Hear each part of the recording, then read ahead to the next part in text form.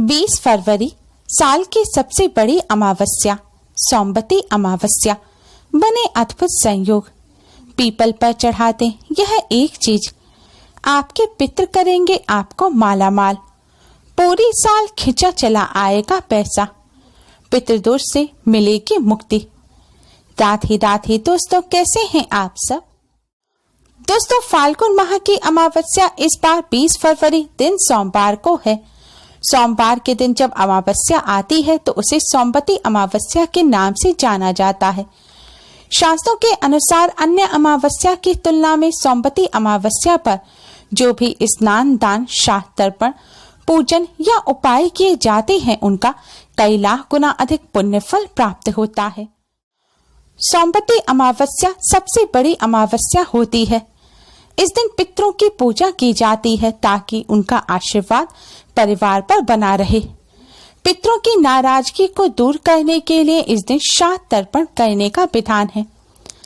सोमवती अमावस्या पर पीपल वृक्ष के पूजन करने का विशेष विधान होता है, क्योंकि शास्त्रों के अनुसार पीपल वृक्ष में समस्त देवी देवताओं के साथ ही भगवान लक्ष्मी नारायण और पितरों का वास होता है। इसलिए सोमवती अमावस्या पर पीपल वृक्ष का पूजन करने से समस्त देवी देवताओं के साथ ही भगवान लक्ष्मी नारायण और पितरों का आशीर्वाद मिल जाता है, जिससे सभी कष्ट दूर हो जाते हैं। आज की इस वीडियो में हम आपको एक ऐसी चीज के बारे में बताने जा रहे हैं जिसे अगर आप इस अमावस्या पर पीपल वृक्ष पर चढ़ा देते हैं तो इससे आपको भगवान लक्ष्मी नारायण के साथ ही पितरों की भी कृपा प्राप्त होगी। भगवान लक्ष्मी नारायण की कृपा से घर में सुख समृद्धि आएगी। पितरों की कृपा से कार्यों में आ रही बाधाएं दूर होंगी, बिगड़े कार्य भी बनने लग जाएंगे, पितृदोष से मुक्ति मिलेगी।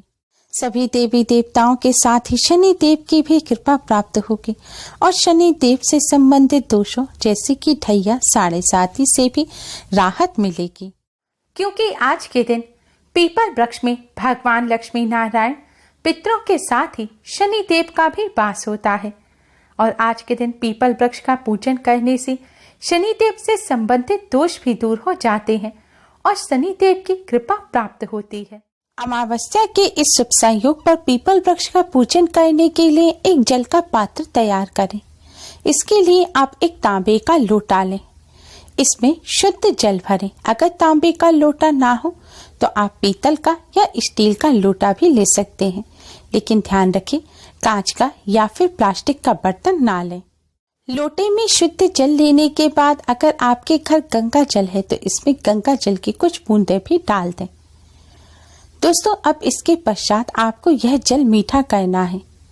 इसके लिए आप इस जल में 1 चम्मच शक्कर डालें या फिर इसके स्थान पर आप थोड़ा सा गुड़ या फिर 2-3 बताशे भी डाल सकते हैं। आपको शक्कर, गुड़ या बताशा इतना डालना है कि यह जल मीठा हो जाए। इसके लिए शक्कर डालने के बाद आप चम्मच से शक्कर को इस जल में अच्छी तरह से घोल दीजिए। मीठा जल तैयार होने के पश्चात अब आप इस जल में थोड़े से साबुत चावल यानी कि अक्षत मिलाएं। ध्यान रखें दोस्तों, चावल के दाने साबुत होने चाहिए। साबुत चावल को ही अक्षत कहा जाता है। इसी से पूजन पूर्ण होता है। टूटे हुए चावल से पूजन अपूर्ण रहता है। आपको कच्चे चावल के साबुत कुछ दाने इस जल में डालने हैं।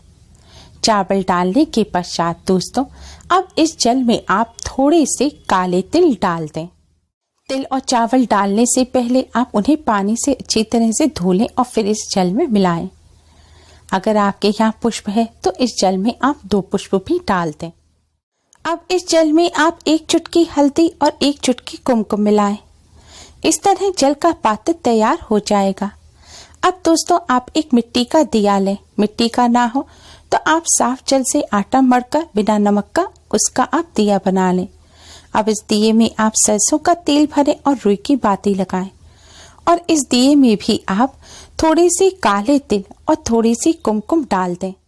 अब आप पीपल वृक्ष पर जाएं। सबसे पहले पीपल वृक्ष में विराजमान सभी देवी देवताओं और पितरों को प्रणाम करें।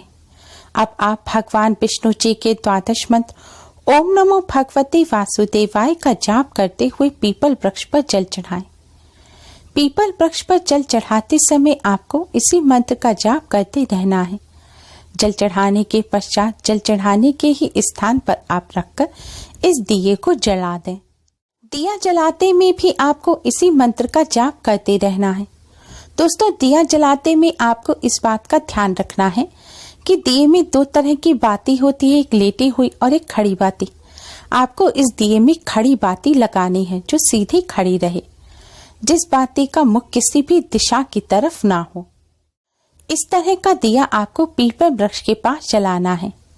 दिया जलाने के पश्चात दोस्तों अब आपको पीपल वृक्ष की 11 परिक्रमा करनी है। आपको भगवान विष्णु जी के द्वादश मंत्र ओम नमो भगवते वासुदेवाय का जाप करते हुए ही पीपल वृक्ष की 11 परिक्रमा करनी है। इस मंत्र का जाप कर पीपल वृक्ष की परिक्रमा करने से भगवान विष्णु, माँ लक्ष्मी जी के साथ ही समस्त देवी देवताओं की कृपा प्राप्त होती है और कष्टों से छुटकारा मिलता है। स्कंद पुराण के अनुसार पीपल के मूल में विष्णु, तने में केशव, शाखाओं में नारायण और पत्तों में हरि आदि देव निवास करते हैं। शास्त्रों के अनुसार पीपल वृक्ष में समस्त देवी देवताओं का वास होता है। अमावस्या के दिन इस विधि से पीपल वृक्ष पर जल चढ़ाकर पूजन करने से सभी देवी देवता प्रसन्न होते हैं। पीपल वृक्ष में समस्त तीर्थों का भी वास होता है।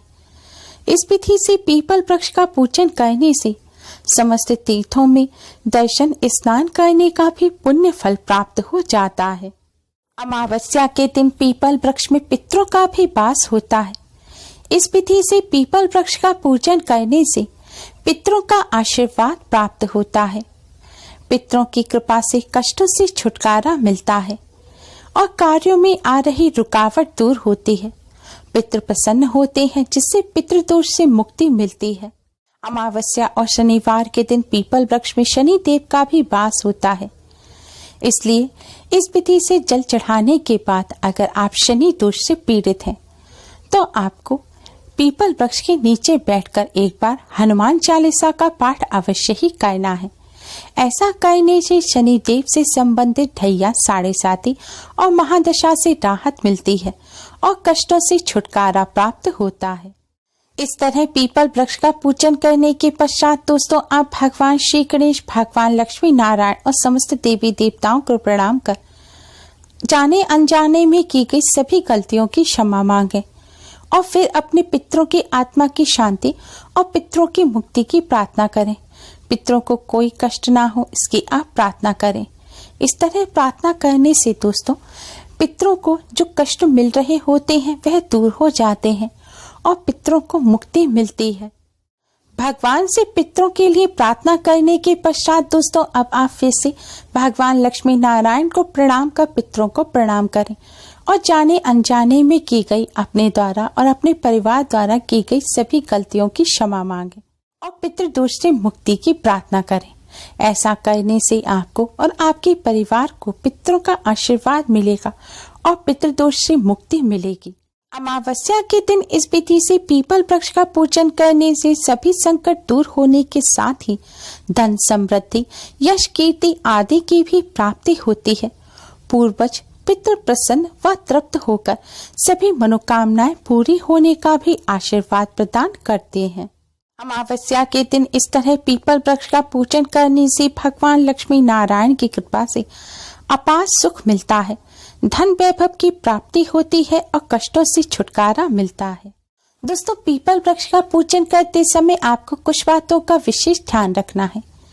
आपने पीपल वृक्ष पर जो जल चढ़ाया है उस जल को आप छूकर अपने माथे से ना लगाएं। जैसे भगवान सूर्य को जल चढ़ाने के बाद माथे से लगाते हैं उस तरह से ना करें। पीपल वृक्ष पर जो आपने दीपक जलाया है उससे आप आरती ना लें और पीपल वृक्ष की आरती भी ना उतारें।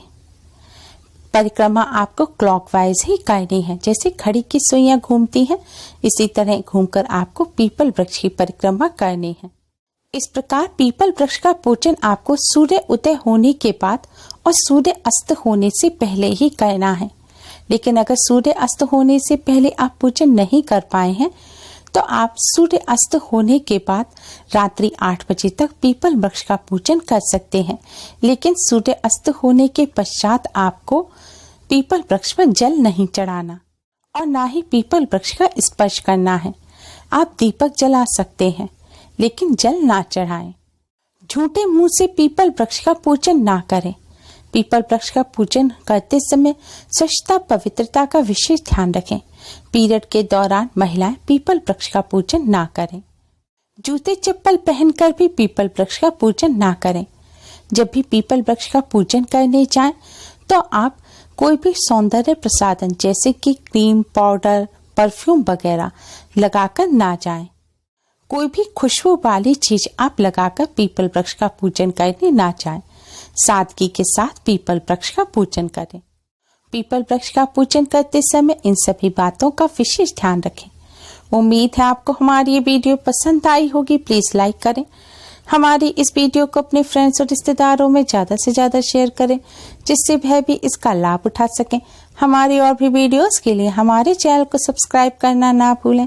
Thanks for watching. Radhe Radhe.